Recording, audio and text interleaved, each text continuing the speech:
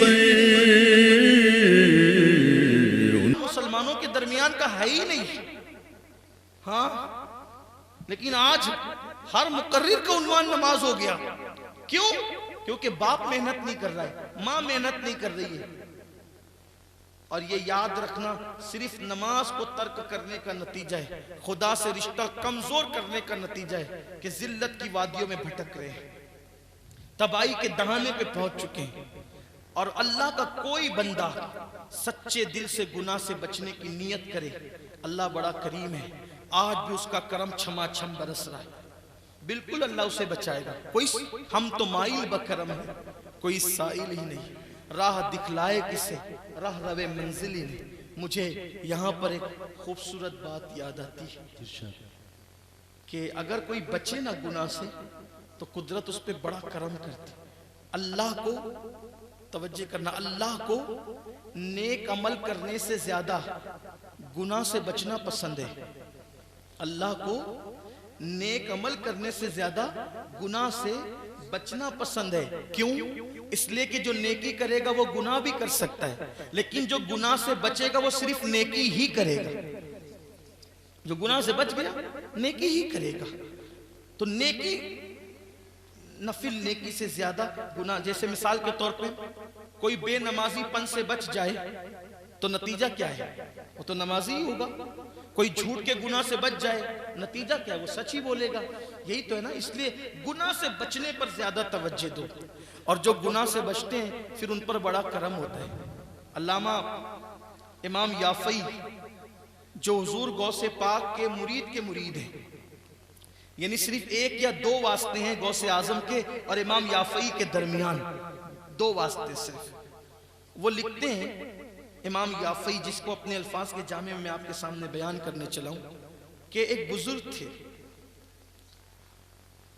وہ بزرگ جب حیات تھے تو ان کا جسم خوشبو سے مہکتا تھا.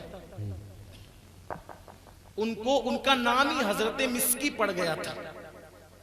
حضرت مسکی ان کا نام پڑ گیا تھا. جسم سے خوشبو آتی تھی، مشک کی خوشبو آتی تھی. اور جب ان کا انتقال ہوا تو بھی جسم مہکا، کفن مہکا، اور جب قبر میں رکھ دیا گیا تو ان کی قبر بھی مہکتی رہی. امام یافعی فرماتے کہ میں نے اپنے دور میں بھی یہ سنا کہ ان کی قبر ابھی تک مہکتی ہے. یعنی اس دور کی بات، ابھی تک ان کی قبر مہکتی ہے. ان کی حیات ظاہری میں کسی نے ان سے پوچھا تھا کہ حضرت یہ آپ کی کہ جسم مہکتا ہے، کپڑے مہکتے ہیں، یہ مہک کی وجہ کیا ہے؟ کیوں مہکتا ہے؟ اب اس کو سنیں، گفتگو مکمل ہوتی. کیوں مہکتا ہے پورا وجود آپ کا؟ حضرت مسکی نے جواب دیا کہ میری جوانی تھی، جوانی کا دور تھا، اور چونکہ ہماری غربت کی زندگی گزر رہی تھی، غربت کے حالات تھے، تو میرے والدین نے مجھے ایک کپڑے کی دکان پر مجھے نوکری کے لیے رکھ دیا. دیکھو یہ جو جوانی کے لمحات ہوتے ہیں نا، 16 سال سے لے کر 40 سال کی زندگی، اس میں جو گناہ سے بچ جائے پھر وہ کامیاب ہے. اللہ کے رسول علیہ السلام فرماتے ہیں جو اپنی جوانی کو گناہ سے بچا کر گزارے، ایسے جوانوں کو قیامت کے دن عرش کا سایہ دیا جائے. سبحان اللہ، سبحان اللہ. اور جن کو قیامت کے دن عرش کا سایہ ملے گا ان کے لیے قیامت کا 50,000 سال کا دن صرف 4 رکعت ظہر کی نماز کے برابر ہوگا. بس اتنا شارٹ ہو جائے گا. سبحان اللہ. میری مائیں اور بہنیں بھی سن رہی ہیں، میں اپنی بہنوں کی بھی توجہ چاہتا ہوں. آج عورتیں بھی ہیروائن کو دیکھتی ہے سیریلوں میں، فلموں میں، مووی میں، تو وہ ان کی نقل کرتی ہے. لباس ہیروائن کی طرح، رقاصہ کی طرح، نچنیوں کی طرح، ہونٹوں پر آج سرخیاں لگائی جاتی ہیں. مجھے آپ کے گاؤں کا نہیں حال پتا، لیکن ہندوستان بھر کا یہی حال ہے کہ عورتیں، لڑکیاں سرخی لگاتی ہے، لالی لگاتی ہے ہونٹوں پر، اور محققین کی تحقیق کے مطابق اس میں سور کی چربی ملی ہوتی ہے. میں میری ماں اور بہنوں سے کہتا ہوں کہ تمہیں سور دکھتا ہے تو تم دوپٹہ منہ پہ رکھ لیتی ہو، ناک پہ رکھ لیتی ہو کہ وہ سور دکھ گیا، اور سور کی چربی تم ہونٹوں پہ لگا کر کھانا کھاتی ہو تو کھانے کے ساتھ وہ چربی اندر نہیں جائے گی، پانی پیتی ہو تو وہ چربی اندر نہیں جائے گی، اور جس کے پیٹ میں سور کی چربی جائے گی اس کی کوکھ سے اللہ کا ولی کیسے پیدا ہوگا، نیک انسان کیسے پیدا ہوگا، پرہیزگار بندہ کیسے پیدا ہوگا؟ جس کے پیٹ میں سور کی چربی جائے گی پھر اس کے پیٹ سے تو چوری پیدا ہوگا، ڈاکو پیدا ہوگا، زانی پیدا ہوگا، یہ سب تو ہوگا۔ یہ بگاڑ کیوں ہے؟ عورتیں سمجھتی ہے، اور میں تو یہ کہتا ہوں نمازی بنو، وضو کرو، وضو سے اللہ وہ خوبصورتی دیتا ہے کہ مرنے کے بعد بھی وہ حسن قائم رہتا ہے۔ یہ لالی پاؤڈر کے حسن کی کوئی حیثیت نہیں ہے۔ ہاں عورتیں سنگھار کرے لیکن جو جائز ہے اس کے مطابق کرے، لیکن عورتیں بھی اب گناہ کے راستے پہ چل پڑی۔ حضور اکرم صلی اللہ علیہ وآلہ وسلم فرماتے ہیں کہ جب عورتیں بگڑ جائے گی تو پھر شہر تباہ کر دیے جائیں گے، شہر برباد کر دیے جائیں گے۔ عورتوں کا حال عجیب ہو گیا ہے، باریک لباس، پتلے لباس۔ اب تو لڑکیاں بھی کانوں میں ایئر فون لگا کر رستوں سے چلتے ہوئے گانے سنتی ہیں۔ مردوں سے فون پر گفتگو کرنا آج شوق بنتا جا رہا ہے۔ میں یہ نہیں کہتا کہ آپ کی بیٹیاں ایسی ہوگی، نہیں، پورے ہندوستان کا ایک حال میں آپ کے سامنے رکھ رہا ہوں۔ اللہ کرے یہاں کی بیٹیاں ایسی نہ، اور یہ نہیں ہوگی ایسی یہاں کی بیٹیاں۔ لیکن ایک بات ہے، وہ جو ٹیکہ لگاتے نا، اس کو کہتے ہیں حفظ ما تقدم کے تحت، سیفٹی کے لیے ٹیکے لگتے ہیں، تو یہ بات بھی سیفٹی کے لیے کہی جا رہی ہے۔ اللہ نہ کرے یہ برائی آپ کے یہاں آئے، اس سے پہلے میں آپ کو آگاہ کر رہا ہوں، ہماری بیٹیاں سیدہ فاطمہ الزہرا کے کردار کو لیے ہوئے ہونی چاہیے، ہماری بیٹیاں اماں عائشہ صدیقہ کے کردار کو لیے ہوئے ہونی چاہیے، ہماری بیٹیاں ماں خدیجۃ الکبریٰ کے نقش قدم پر چلنے والی ہونی چاہیے، ہماری بیٹیاں رابعہ بصری کے طریقے پہ چلنے والی ہونی چاہیے۔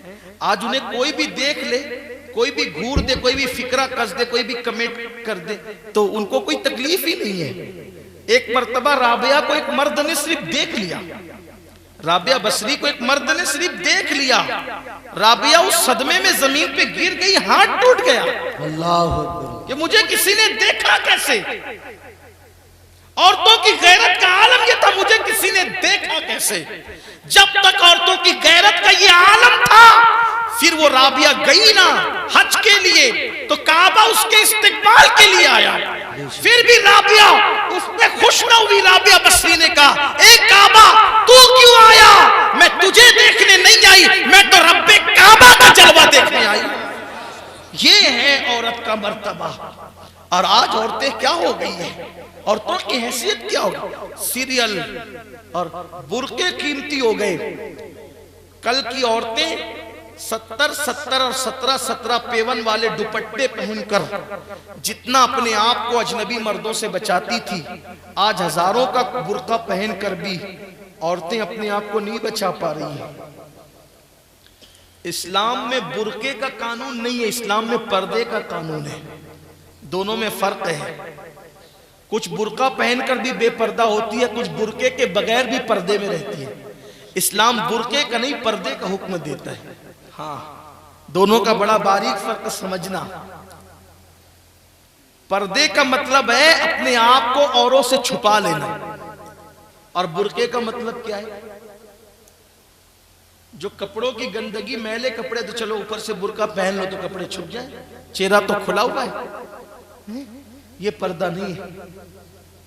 ام المومنین اماں عائشہ صدیقہ فرماتی ہیں کہ جب پردے کا حکم آیا تو مدینہ منورہ کی عورتیں ایسے پردے میں آ گئی کہ ان کو دیکھ کر لوگ پہچان نہیں پاتے تھے کہ جوان ہے کہ بوڑھی ہے، دبلی ہے کہ صحت مند ہے، چھوٹی ہے کہ بڑی ہے، نہیں، کالے کالے بھدے رنگ کے۔ اچھا یہ بھی بتاؤں آپ، برقعے کے کپڑے بھدے ہوتے تھے پہلے، کیوں؟ تاکہ کوئی دیکھنے والا بھی نہ دیکھے، بھئی بھدا ہوگا تو کوئی کون دیکھے گا۔ اور آج برقعے کے کپڑے ایک سے ایک ہوتے ہیں، ڈیزائن ہوتی ہے ایک خوبصورت ڈیزائن کہ نہ دیکھنے والا بھی متوجہ ہو، یہ تو نقصان ہے۔ برقعے کا کپڑا بھدا ہونا چاہیے۔ آپ کہیں گے مولانا یہ کہ آپ تو کون سی بہت پرانی بات کر رہے ہیں، بات یہی ہے، اگر لوگ دنیا کی طرف جانا چاہتے تو آگے جائیں، اور لوگ اللہ کی طرف آنا چاہتے تو پھر مکین گنبد خضرا کے قدموں میں آئیں۔ سبحان اللہ، سبحان اللہ۔ ارے لوگ کیا کہیں گے؟ لوگ کیا کہیں گے کہ فلاں نے اپنی بیوی کو جو ہے وہ ایسا بدہ برقع پہنا دیا. ارے لوگ کیا کہیں گے اس کو چھوڑ. ہمیں لوگوں سے جنت نہیں لینا, ہمیں جنت تو آمنہ کے لال سے لینا ہے. یہ فکر دماغ سے نکال دو. لوگ کیا کہیں گے؟ لوگ کچھ بھی کہیں, مکین گنبد خضرا کیا کہیں گے, یہ تصور اپنے اندر پیدا کرو. اور ہمیں اسی طرف جانا ہے جس طرف آمنہ کے لال کی خوشی ہے, جس طرح سید العالمین کی خوشی ہے. لوگ کیا کہیں گے؟ لوگ کیا کہیں گے کہ چکر میں تو یہ دن آ گئے. اور لوگ کیا کہیں گے؟ لوگ کیا کہیں گے؟ یاد رکھنا, لوگ کبھی کسی کو اچھا نہیں کہتے, یہ بات دماغ میں رکھنا. سب کی خوشی کی فکر چھوڑ دو, رب کو راضی کرو. بے شک قرآن کہتا ہے واللہ ورسولہ احق ان یرضوا, اللہ اور اس کا رسول اس بات کے زیادہ حقدار ہے کہ تم ان کو راضی کرو. سب کے چکر میں اللہ رسول کو ناراض کرتے ہو, سب بھی راضی نہیں ہوتے. اور پھر لوگ کیا کہیں گے؟ لوگ کیا کہیں گے؟ معاذ اللہ. پھر جب وہ دن آتا ہے کہ بیٹی رسوا کر دیتی ہے تو تب کیا ہوتا ہے؟ بیٹیوں کو گھر میں رکھو, ان کی تربیت کرو. لیکن تربیت کب کرو گے؟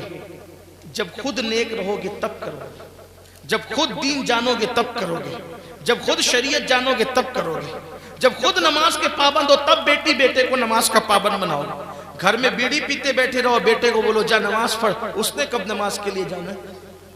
بیٹی کو کہو نماز پڑھ, اس نے کب نماز کے لیے جانا ہے؟ نہیں, ہمیں خود نیک بننا ہوگا. کسی مفکر نے کہا تھا کہ نیک ماں باپ کی اولاد گنہگار ہو گئی, ماں باپ نیک بنانے کی کوشش کرتے رہے, ہے نا, لیکن آئندہ 10-20 سال کے بعد کیا ہوگا؟ آنے والی نسلوں کو تو ماں باپ ہی گنہگار ملیں گے. کیا طوفان مچے گا, کیسی تباہی آئے گی. بولو یہ جو نوجوان آج کے لڑکے لڑکیاں ہیں, یہ کل کے ماں باپ ہیں کہ نہیں؟ جب زانی ماں باپ ملیں گے تو وہ بچوں کا مستقبل کیا ہوگا؟ جب بے پردہ گھومنے والی ماں ملے گی تو اس بچے کا مستقبل کیا ہوگا؟ جب حرام کھانے والا باپ ملے گا تو اس بچے کا مستقبل کیا ہوگا؟ سوچو, مستقبل کو سوچو. کتنی آگ لگے گی, کیسی تباہی آئے گی, کیسا طوفان ہوگا. اللہ اکبر. خدا کے لیے میری قوم کے جوانوں دین کی طرف آؤ. ہمارا دین بہت خوبصورت ہے, ہمارا دین کبھی کسی کو رسوا ہونے نہیں دیتا. ہمارے مذہب میں لچک بھی ہے. ہمارا مذہب کہتا ہے فل انجوائے کرو, بس حرام کام مت کرو, ناجائز کام مت کرو. ہمارے مذہب نے کبھی نہیں کہا پارک میں مت جاؤ, پارک میں جاؤ لیکن نگاہوں پر خشیت ربانی کا پیرا بٹھا کے جاؤ. ہمارا مذہب یہ نہیں کہتا کہ لے نہ سنو. ہمارا مذہب کہتا ہے بالکل لے والی بات سنو, مگر کیا؟ گانا نہیں سننا, کسی کے زلف رخسار کی بات نہیں سننا, محبوب کی نعت سننا. یہ ہمارے مذہب نے آلٹرنیٹ دیا ہے, بدل دیا ہے. ہاں, دل لگانے کے لیے کوئی چاہیے تو کسی فلمی دنیا کے خان صاحب سے مت لگاؤ. اگر دل لگانے کے لیے کوئی محبوب چاہیے تو آمنہ کے لال سے دل لگاؤ. اور وہ تو ہم سے کتنا پیار کرتے ہیں, ان کی طرف آؤ. ایک بار دین کی طرف آ کر تو دیکھو. دنیا دار دین کی طرف آخری میں پلٹتے ہیں, لیکن دیندار پھر دنیا کی طرف کبھی نہیں پلٹتے. کیوں؟ کیونکہ دین میں لذت اتنی ہے کہ جس کو دین کی لذت مل گئی پھر وہ کبھی دین سے نہیں پلٹا. تو بات دور نکلتی, عرض یہ کر رہا تھا کہ حضرت مسکی سے کسی نے پوچھا کہ حضرت آپ کا پورا بدن مہکتا ہے, وجہ کیا ہے؟ وہ فرمایا کہ میں غریب تھا, جوانی کے دن تھے, کپڑے کی دکان پہ نوکری کر رہا تھا. ایک عورت کا گزر ہوا, اس بدبخت کی نظر میں پاپ آ گیا اور اس نے مجھے دیکھ لیا اور گھر گئی, بڑی مالدار تھی.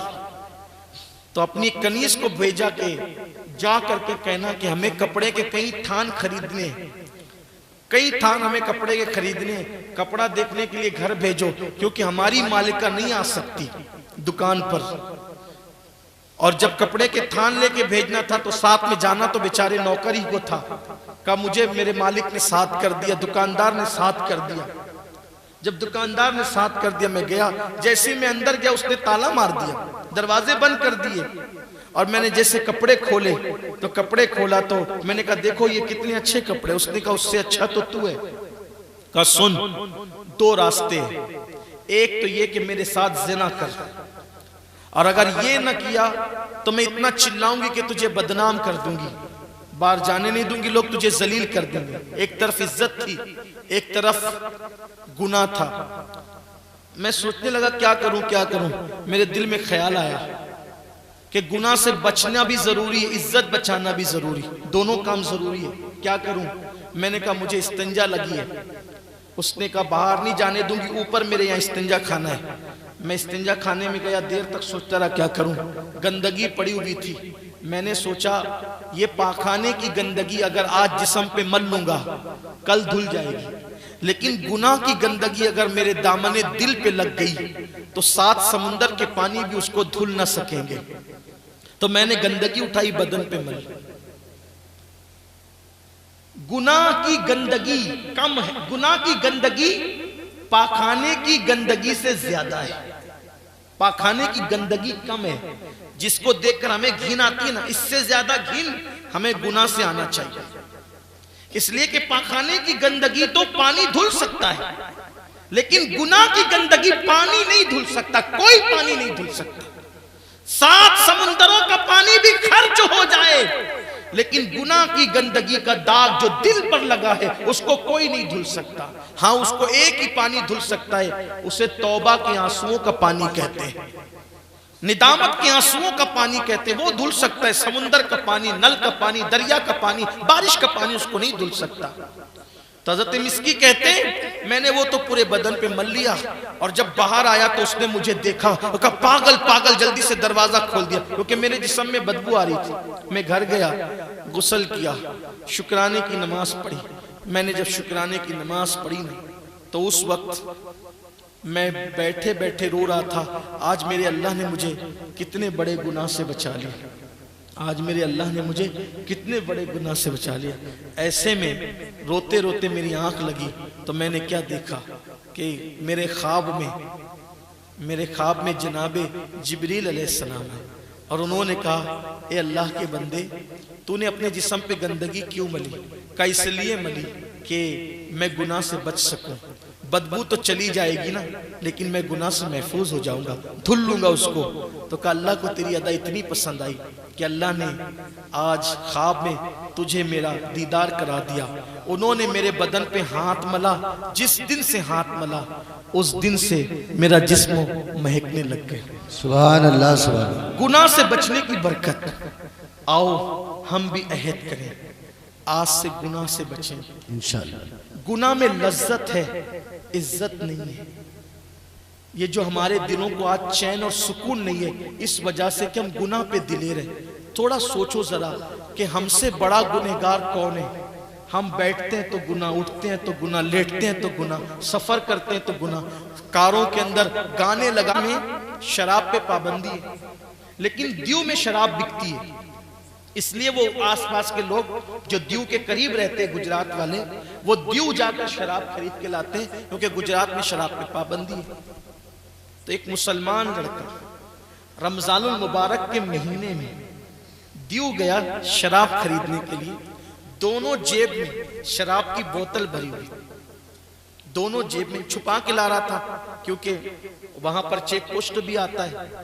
تو جب وہ چھپایا ہوا تھا اور بائک پر تھا، اور بائک لوگوں کی نظر سے بچانے کے لیے وہ تیز چلا رہا تھا، دونوں جیب میں شراب کی بوتلیں، رمضان شریف کا مہینہ، بائک کی گاڑی سے ٹکرائی اور جگہ پر انتقال کر تھا تو مسلمان، لیکن جب لوگوں نے دیکھا تو اس کی دونوں جیب میں شراب کی بوتلیں تھی، حالانکہ وہ ٹوٹ چکی۔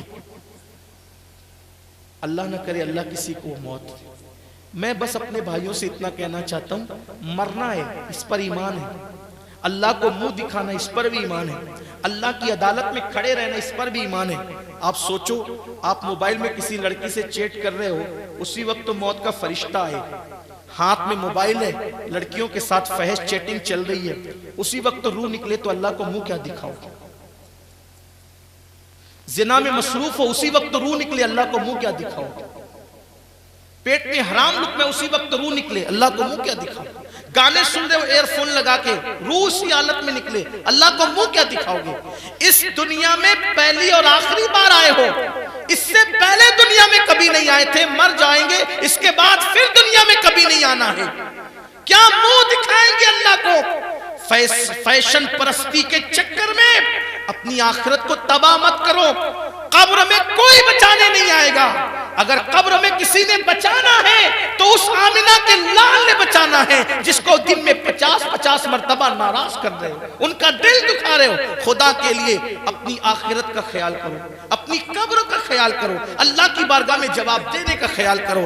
آج سے پہلے جو ہوا سچی توبہ کر لو، آج کی رات بڑی برکت والی رات ہے، اپنے اللہ کو منا لو، اپنے اللہ کو راضی کر لو۔ میرا اللہ بڑا کریم ہے، بندے توبہ کر لیتے ہیں اللہ انہیں معاف کر دیتا ہے۔ آئیے ہم سب مل کر اپنے رب کو منائیں اور دعا کریں کہ اللہ آج سے پہلے ہم سے جو کچھ ہوا ہم توبہ کرتے ہیں، اور میلاد کے مقصد کو ذہن میں رکھو، ایک سچے دیندار بنو، کسی کو دکھانے کے لیے نہیں، اپنے مولا کو دکھانے کے لیے دیندار بنو، دنیا بھی سنور جائے گی، آخرت بھی سنور جائے گی۔ اللہ پاک سب سے پہلے مجھے اور آپ سب کو عمل کی توفیق عطا فرمائے۔ گفتگو کے درمیان اگر کوئی غلطی ہو تو میرا اللہ مجھے بھی معاف کرے، آپ سب کو معاف کرے۔ وَمَا عَلَيْنَا إِلَّا الْبَلَاغُ۔ السلام علیکم ورحمۃ اللہ وبرکاتہ۔ شکریہ، جزاک اللہ برکت۔ کیا پروگرام ہے آپ کے؟ صلاۃ السلام کے لیے کھڑے۔